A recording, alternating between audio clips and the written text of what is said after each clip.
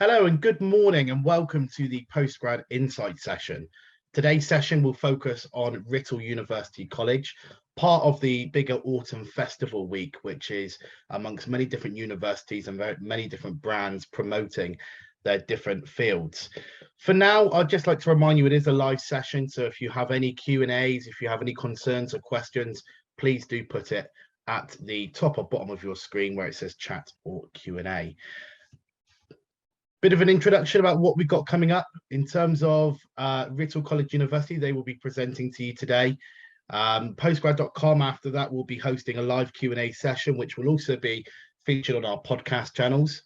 An opportunity for you to win £500 and what is coming up next. But without hanging around too much, I'd like to hand you over to Kaylee, who is a recruitment advisor and specialist at Writtle University College. Kaylee, if you'd like to come on at this moment in time, and I'd like to introduce you, and then I believe you're going to share your screen and present. So hopefully you can all now see that. So Gareth, I'm Kaylee. So good morning, good afternoon, good evening, where you're all joining us from. Before I hand you over to the academic team, I'm just going to give you a brief introduction to Writtle University College and why it's a great place for you to study your postgraduate course.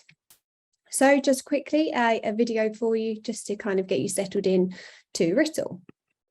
The great outdoors and even greater indoors, an education for the real world. Putting theory into practice. Smaller class numbers and supportive tutors. Highest overall for student satisfaction. Breaking new ground. Breaking the mould for almost 130 years. Around 200 open hectares outside Chelmsford. A close community that will welcome you inside. Making lifelong friends, experiences for life. Being just 35 minutes from London, but a world away.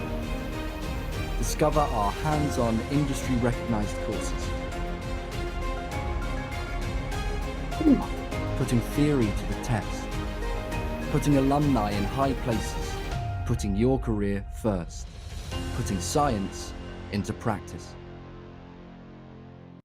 So firstly, a little bit of our history. So we were established in 1893 and we have been producing leaders in the land-based industries and organisations for almost 130 years.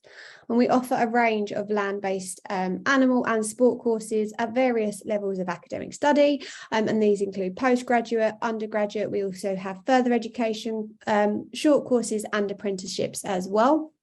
And in terms of our student population, we're quite small. We have around 2,000 students across our entire institution. So we have been teaching horticulture and agriculture since 1893. So in these two photos, you can see quite a lot has changed, but again, not a lot has changed as well with our modes of practical teaching. So just a summary of our institution. As I mentioned, we have a long-standing reputation since 1893 for our land-based courses, and we also offer undergraduate and postgraduate programmes for our international students. We are a small and specialist institution. We're friendly, welcoming, and have a supportive community. We offer specialist courses in land, animal, and sport subjects. We're also a leading institution for international recruitment in agriculture. We have some fantastic support services and they are there to ensure that our students succeed and that they're able to make the most out of their student life. We have a wellbeing and disability team and we have a high level of supported students with a declared disability on site. We have a great student success team and they work closely with our careers and employability team to help prepare our students onto that next step out in the industry. We also have our residential support for those staying in our halls of accommodation over 18. We have a really small and friendly international community. They're supported through the Wellbeing and our Students' Union team. So we are located close to London. We are in a rural location in a beautiful village in the southeast of England. And we have some various amenities there as well. We have various supermarkets, we have pubs, we have a tea room, we have some restaurants. We also have a doctor's surgery and a pharmacy as well. but we're really close to our nearest city, which is Chelmsford, and that's only 2 miles away. And there you've got some fantastic shopping centre and restaurants. We have a cinema, leisure centre, and within Chelmsford you can get onto the train down to London. We also have a free shuttle service from Chelmsford town centre into our Writtle campus. So looking at some transport links, as I say, we are less than 40 minutes into London from Chelmsford, just a 40-minute drive to Southend seafront, but more focusing on kind of international students. We are a half an hour from London Stansted Airport, an hour from London Luton Airport, and an hour and a half from Heathrow Airport. So this webinar today focuses on our postgraduate agriculture and horticulture courses, but just to kind of go through, we do have some other areas of expertise as well. So as I mentioned earlier, we have our animal courses, which focus on animal science and animal management, as well as our equine, veterinary physiotherapy, veterinary nursing. We have canine and animal therapy courses, as well as sport and health courses, and our landscape architecture and garden design. So talking you through our accommodation. As I mentioned to you earlier, we are supported by a team of residential support officers who provide support for those on accommodation over 18 in our halls.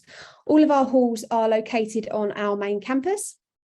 We have around 14 halls of residence and around 400 rooms in total.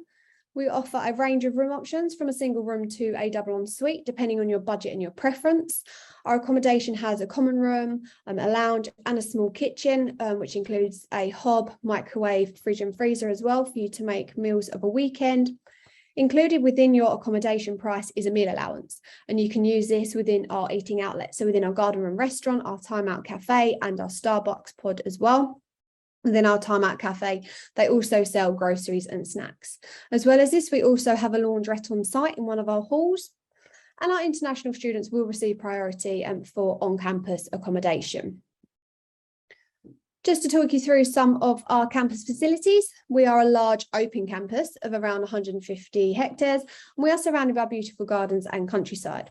So we have our dedicated equine centre, we have our Titchmarsh Animal Centre, home to approximately 200 different species of animal. We have our Canine Therapy Centre and our Canine Academy. We have our Surgeons Working Farm, which includes a pig unit, our cattle and sheep. On our main hall as well, we have our library, our careers advisory service, and our higher education study hub as well. As I mentioned, we have our halls of residence for those over 18. We have our garden room restaurant, our Time Out Cafe and our Starbucks. As well as this, we also have our recreation and fitness centre, which includes a gym and free weights room. We have our design studios, our research labs, our glass houses and our multi-faith room.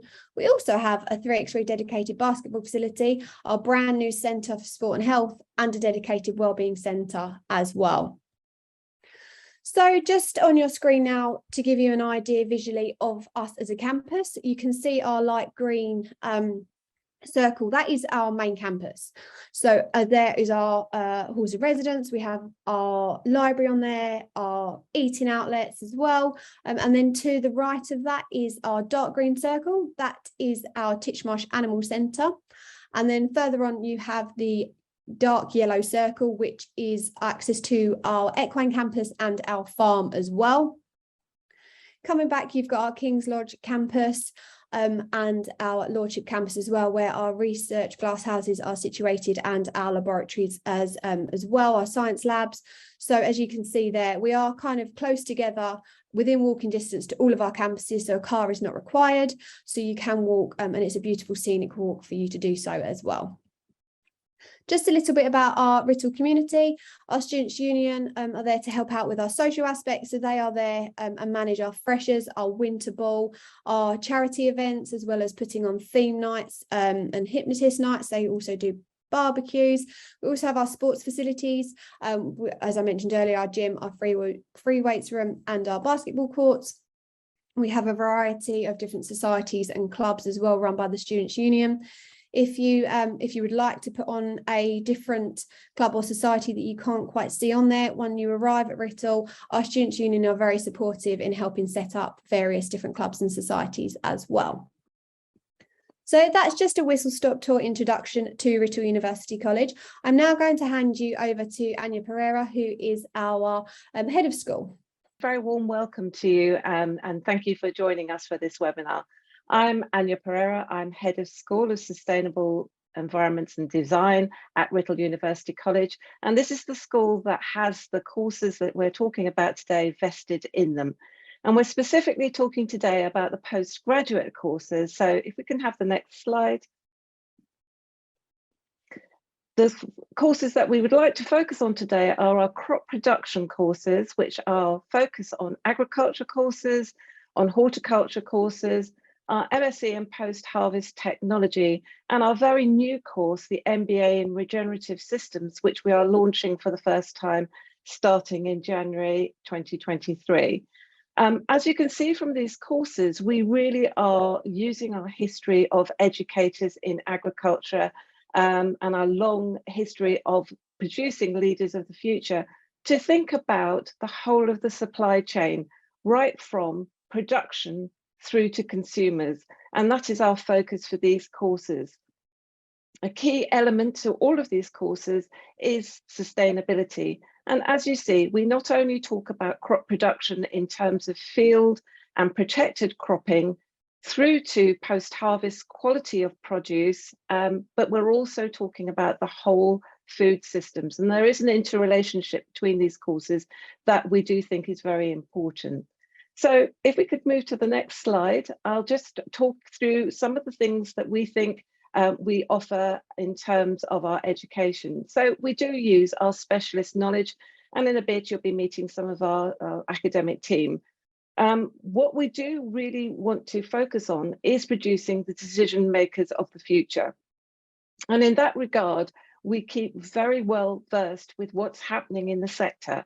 This is a very fast changing sector. The food production, food use, food quality is a very fast changing sector. And we all know the various pressures that are on that. So one of the things that we do is keep very well abreast of changes within the industry. And we make sure that our curriculum is up to date, current, and is informed by the needs of industries. And this means that we can take a global and local view of what is required. As a student, you will be participating in the projects that we actually organize with industry to answer real life problems. There are several problems, or many problems really, that are interrelated that we do need to research. And as part of the assessment and the projects that you will undertake with us, you will learn with your tutors to answer some of those questions. So you will have access to our research glasshouses, the farms, which we are moving to a regenerative system, and our post-harvest units, which undertakes research and these commercial trials in conjunction with commercial companies. So without further ado, I'll pass you on to our course manager for the horticulture and agriculture courses, Dr. Kambis Baghalian. Thank you, Kami. Hello, everyone. Welcome to our seminar. I'm Kami Baghalian. I'm course manager for crop production in horticulture and agriculture, together with MSc in post-harvest technology. So, Kaylee, if we just move to the next slide, please. Yes, Kaylee already talked about our location and what it brings in terms of being close to London and what that offers to our student in terms of the life experience and student life here in Writtle. But what other aspect it can offer is that we are very close location-wise to some of the most important hub centers of fresh produce and crop production in UK, such as Lee Valley. Also, since 2018 afterward, a lot of funding, governmental and international funding, has gone through to encourage and support agri-tech industries, and some of the most important one, companies and industries have been established around London and within London. So being close to London has given us the opportunity to establish a collaboration and industry link with those pioneer companies and send our students for visit or arrange work placement for them. Okay, can we move to the next slide? Yeah. Because of a wide range of the senior lecturer and academic we have here to support our students throughout their education and fulfilling the aims and objectives, and also the industry and academic link we have established over years, our courses are very attractive and popular, and we are getting applications from all over the world. This is just one photo showing the class of 2019, showing the students from all over the world: Canada, United States, New Zealand, China, obviously native student from UK. I don't have a photo for 2020, but we had students from Ghana, Nigeria, India, United States, UK, etc., etc. Kaylee, can we move to the next one, please? Yes. So for the next 3 slides, I will just browse through them quickly. These are the slides which introduce the course scheme and what you will learn and what kind of module you will receive during this 1-year taught course. But for the sake of time, I'm not going to talk about the detail of each module. Obviously, you are more than welcome to get back to us for further information, or just find the information we have already provided on university website. But in a nutshell, these are a taught course we are offering during 1 year within 3 semesters, including compulsory modules, which highlighted in blue, core module, which is highlighted in orange, which is your dissertation, and interestingly enough, optional modules, which you can see here in green, which offers you the chance to choose those modules which suits you better in terms of the career path you want to take in future or your background. There is also opportunity for a student to enroll as part-time student and finish or fulfill this course over 2 years. We are also offering the January start this year because we have got such a huge amount of international applicants which want to join us, and we decided to offer the start of the term from January afterward. Kaylee, can we move to the next slide? Yes, this is the course scheme for post-harvest technology, which is fundamentally very similar to what I explained for crop production. Obviously, there are modules here which are different with crop production to some extent, so that help our student to get more expert in the subject they have chosen and prepare them to move to the commercial world or industry, or carry on with their study in PhD level if they decide. Next slide, please. Yes, we have also a very specific MSc course in horticulture, which has been designed as a part-time course, which can be fulfilled over 3 years. However, because of the nature of this course, which the fact that it can be fulfilled over 3 years, it's more suitable for native students rather than international students, because it might contradict with the visa requirement. But again, this is something we can discuss if there is any interest or someone wants to apply for this course. Next slide, please, Kaylee. Yes, as I mentioned earlier, and Anya talked about it, our school has a very strong and close collaboration with other industries, companies which are pioneer in their field, and also other research and research institutes which are carrying on state-of-the-art research and studies. And we use these links to support our students throughout the study in Writtle, and support them in terms of their research, dissertation, and even a lecture they receive, which I'm going to explain with using some of the examples we have managed to do during the past few years. If you go to the next slide, please. Yes, for example, we use these industry links to offer superb industry visits to our students, giving them the opportunity to talk to pioneers in industry, experts, learn first-hand data about the challenges of crop production, the opportunities there. And also many of these visits can lead to work placement or even future career opportunity for our students. Next slide, please. We also invite our industry or academic links to university, giving them a chance to visit our facilities, talk to our students, so that we can create more opportunities in terms of collaboration, dissertations, and stuff like that. The photos you see here, the left-hand side is the representative from Barpy Seed, a breeding company based in United States, which we were talking about the possibilities of starting a breeding program using our vertical farm LED units.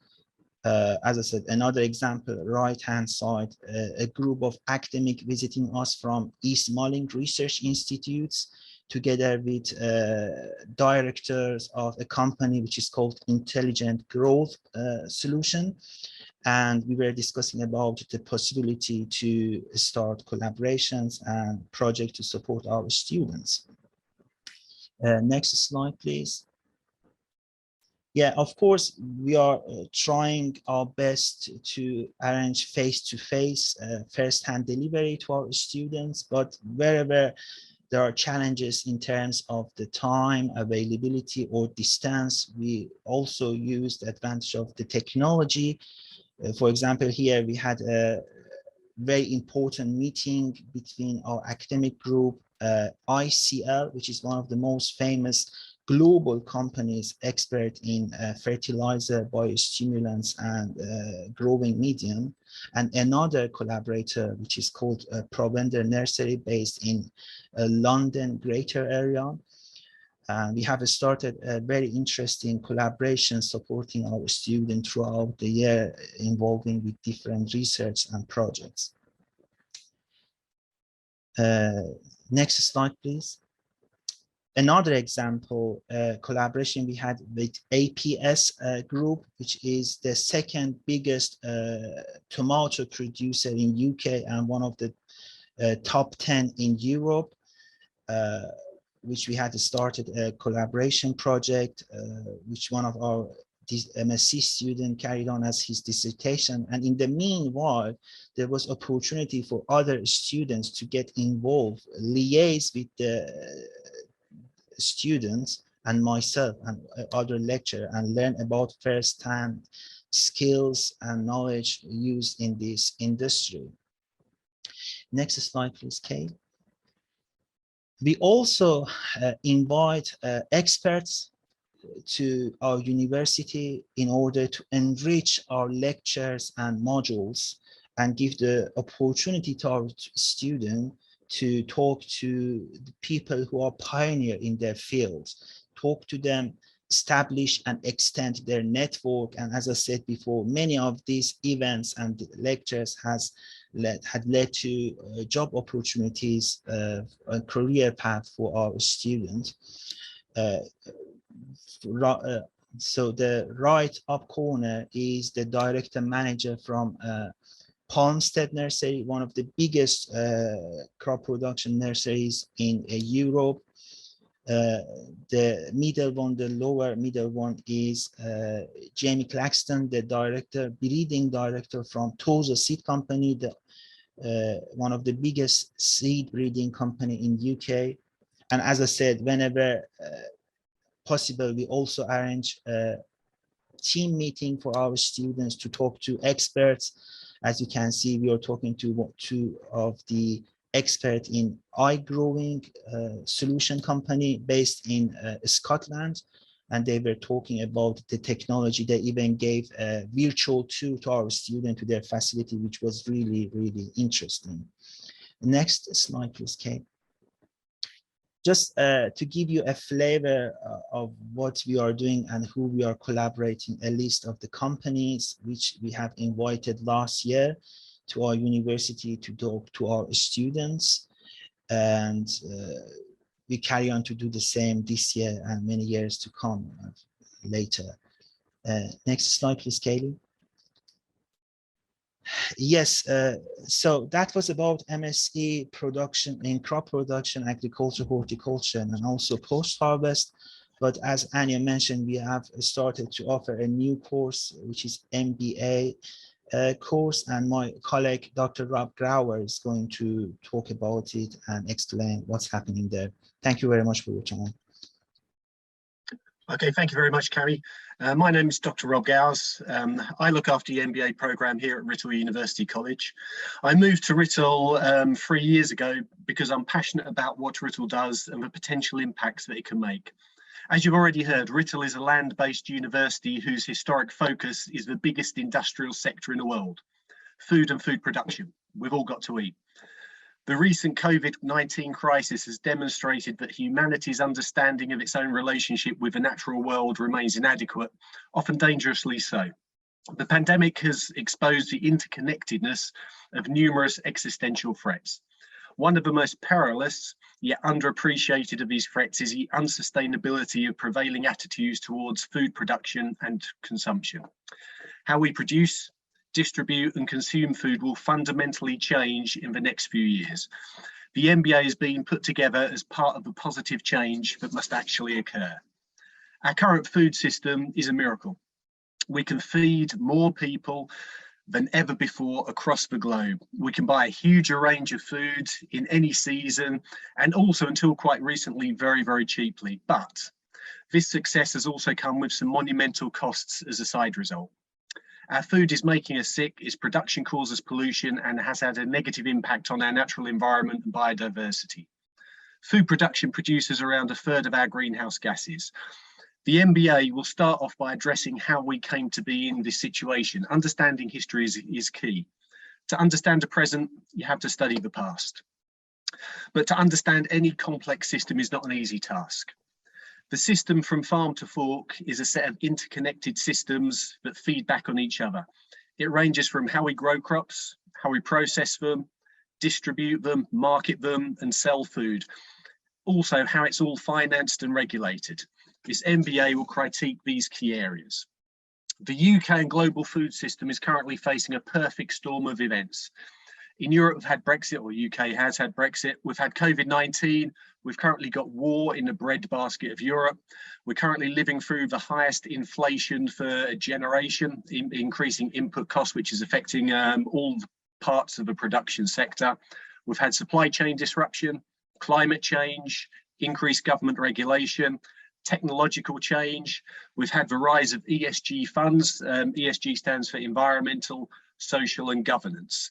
And these are funds which are attracting huge amounts of money to try and invest to make a positive change. Writtle, if you look on the map, is very, very close to London. We're about 35 minutes on a train from central London. So there's a lot of opportunities around that area as well. All of these changes may sound negative, they equal uncertainty, but it also offers huge opportunities. Governments around the world see we're on the verge of a 4th industrial revolution and a 4th agricultural revolution. The 3rd agricultural revolution, the so-called Green Revolution, saw the development of a new farming system. The focus at the time was on productivity of farms and land to counter the fear of poverty and hunger. In terms of productivity, it was an incredible success. The population of the world at the time increased from 2.5 billion then to just under 8 billion now, and it's expected to hit 10 billion people around 2050. The Green Revolution farming system focused on productivity without much care for the system as a whole. It's led to the failures that we see today. As Professor Dasgupta's quite recent report highlights, nature's often become invisible. It's not valued in financial terms. Even worse, governments often actually subsidize the destruction of nature. The key skills at management level that the market is looking for include knowledge of the industry and the associated markets, knowledge of plants, analytical skills, technical skills and knowledge of the digital world, commercialization and business knowledge awareness, as well as soft skills, managing teams, managing people. Therefore, given this change, uncertainty and opportunities, we believed at Writtle was a perfect time for the MBA in regenerative food systems. It's been put together by a very experienced team in collaboration with a wide range of industry inputs, many of which you've already heard Cami talk about before. Food is the most important and valuable thing in our lives, but we've produced a society that believes food should be cheap. There's never been more need for management level training and never a better time for it. So it's a great time to get the skills and a qualification which will be wanted in the marketplace, and you'll be able to make some incredible changes. Areas included in the MBA are all fast growth in the UK and world's biggest industrial sector. Could we have next slide, please? And I'll quickly talk about some of the modules. Okay, thanks. The MBA is taught over 2 semesters full time. You can sort of see the structure here. Sustainable business management and circular economics analyzes the current state of the UK and global food systems. It mixes historical analysis with current examples. With huge inflows of money and government legislation, this is an amazing time to understand the business and economics driving things forward. Sustainable land stewardship analyzes how people take care of the earth. It reviews how stakeholders of land can and are transitioning from traditional practices towards systems that restore and recover natural attributes fundamental for the effective functioning of ecosystems. Food value chain management focuses on the stages of food production that food production goes through between leaving the producer and arriving at the consumer. It considers a relationship between value and supply chains, which are a very hot issue in the markets at the moment. The module research methods introduces students to the process of identifying issues and problems, specifying research, the design and collection of data, and then analysing it. There's been a lot of studies on the skills needed at management level in food systems, and this clearly identifies data analytics as being one of the major skills that businesses are actually looking for. The module food security and sustainable agriculture has risen in importance since the pandemic struck. For example, the United Arab Emirates now has a minister for food security and sees it just as important, if not more important, than defence security. Post-harvest systems management analyses future food demands and management. Currently, around 1/3 of the food that we produce is wasted. This is an incredible opportunity that requires understanding of production methods and post-harvest biology in relation to supply chains. Controlled environment agriculture considers the changing production methods from open field to polytunnel to glass houses to vertical indoor farms. Huge investments in this area are happening, highlighted, for example, by 2 new glass houses which have just gone up fairly close in the Writtle region. These 2 glass houses alone cost £120 million and will provide around 10%, 12% of the UK's tomatoes. Leading sustainable change in food systems analyses how global, national and local food systems are extremely complex and dynamic. What can companies and governments do to make such systems more resilient and sustainable? Finally, you can see here in the summer, the dissertation is a substantial piece of independent research on a topic of choice to bring all the learning together. It can link into a problem where the findings can have some real impacts. We encourage students to try and get those industrial links. We'll work with you to do that, to try and work where there is a problem and come up with some potential solutions. So that's the structure, and if you'd like to know more, we'd be delighted to talk to you. Okay, thank you very much. Hi Robin, thank you for that. I believe at this stage we're going to engage in a Q&A. So if you'd all like to come on at this stage, there have been some questions that have come flying in to the team that are on in the background. We have tried placing them in the chat facility that we have. Robin, I just want to elaborate further on what you've just spoken about actually. I'll deliberately leave the screen open so that you can kind of refer back to slides. But you mentioned about the importance of job roles now within the industry. A lot of people would just associate agricultural and horticultural courses just to those courses, and one even associated with an MBA course. It's kind of a modern thing, but a lot of people still have that stereotype in their head. How important is that? And how many of your students see that as important when they go on to graduate? Yeah, as I said, there is a huge demand for the management skills. As I emphasised, the food sector is a business biggest sector because we all have to eat, and we are on the verge, as I mentioned, of the fourth industrial revolution and the fourth agricultural revolution. And as I mentioned, how we produce, distribute and consume food will completely change. So there's a huge amount of demand within the private sector companies, governments as well, in terms of regulations coming in to protect biodiversity and so on. So anyone doing that MBA course, you could move into, as I said, we're on the doorstep of London. On the finance side, there's huge demand for people who understand the growing side of it, as well as on the regulation side and so on. So there's big demand out there. Excellent. And I don't know whether Kaylee, you're probably best to answer this one. It was part of your slides. Accommodation and affordability. Some people have asked in the chat about how affordable it is, and if there are any set prices or discounts for accommodation which are firmly on campus. Yep, I'm not on mute, great. Yep, so in terms of accommodation, there are set prices. Our accommodation prices obviously get updated each year, and there is on our website, it does give you the prices for each room. So we've got our basic rooms, which are just a single bed, and they have kind of everything comes as standard with the desk, wardrobe, safe, bed, mattress, etc. And then obviously as you go up, the increase in price is for the increase in rooms. So you end up with a double bed with an ensuite at the end. So there's obviously suitable for different budgets and preferences as well. So it is from my experience as well as a student there, affordable for people. Fantastic. And Cam or Anya, I don't know whether you're best to answer this, but relating to funding and scholarships, obviously it's been so important to everyone now, never mind just international students, but what opportunities are there? People have asked about the third parties such as Chevening, others that spring to mind are Marshall and others. So do you work with them, and obviously do you work with students to help them achieve what they need to do? Absolutely. We're really keen to attract the talent from all over the world to come into this sector. We do have students apply through us for the Chevening Awards, but we obviously offer some international scholarships ourselves. The bottom line for all of them is that applications need to come in early, because the processes involved in going through these very competitive competition-based funding opportunities do take some time. If you were doing, for example, wanted to apply for the Chevening Award, the recommendation is that you should leave about 8 months. And for all of these awards, you really need to make the application first to us. It will go through our admissions process. And if you receive an unconditional offer from us, that is the first stepping stone towards applying for either Marshall, Papworth or Chevening. So I would urge you to really think about the courses and which ones you want to be able to study and which are best in terms of your career aspirations. But yes, we offer our own international awards. We also work with other parties, and they all require you to make that application process first and foremost.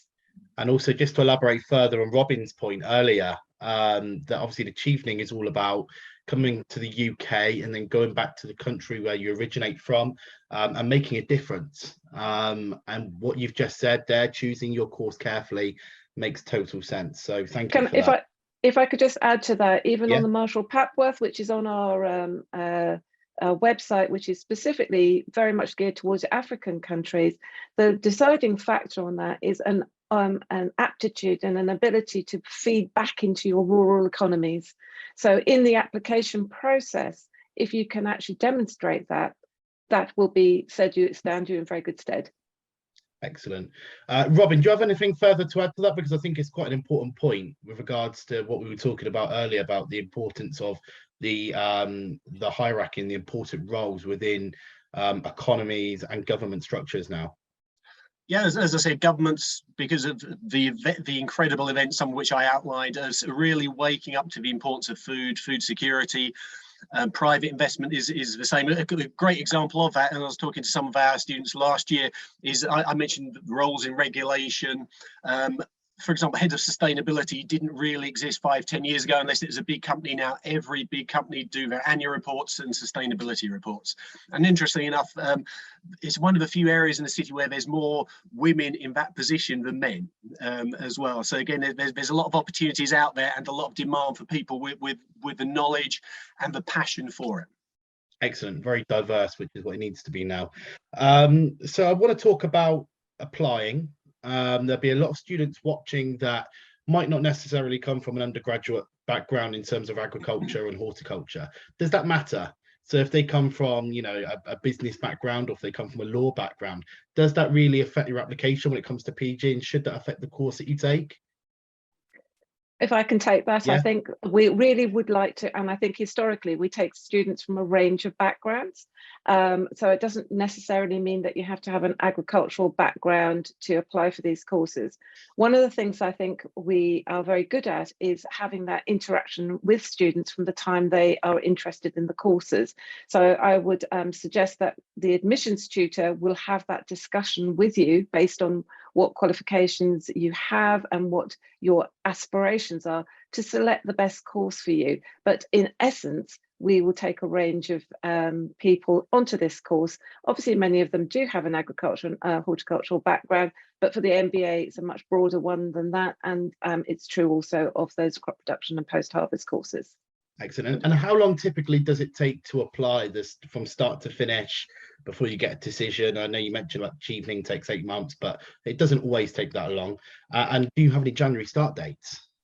We do. We have 2 major intake dates. So September is our major intake, but we are also offering January intakes. I would say that the application and to a decision is very quick. It's the applications for funding that take a little bit longer. So once you apply to us and you've submitted all the relevant documentation to us, so it's a very good idea to have to hand things like academic transcripts, references, and start accumulating that before you start to apply, because you will need that if you're an international student for visas. We will guide you through the visa process and have those initial discussions with the admissions tutor about the course and your particular circumstances. And is there an English language requirement in terms of, I know there's a lot of universities not scrapping it, but making it a lot more accessible and easier now, and the cohort being lower. So again, is that something that students need to bear in mind? Yes, we have an IELTS of 6.5 for the master's courses. So it is something that you will be required to demonstrate. Excellent. Okay, what I want to do now is just talk about Writtle as a whole, because there'll be a lot of students that will not necessarily know where Writtle is. And I know, Kaylee, you mentioned it earlier on in the presentation about where you guys are based. You're a couple of miles from Chelmsford, 30 miles from London, around about that. Talk to me about the culture around the university. Are there a lot of international students there already? We saw the slide earlier during the webinar as well, where they're holding up their nationalities and their flags, which is great. But talk to me about that and how it makes it very multicultural because of it.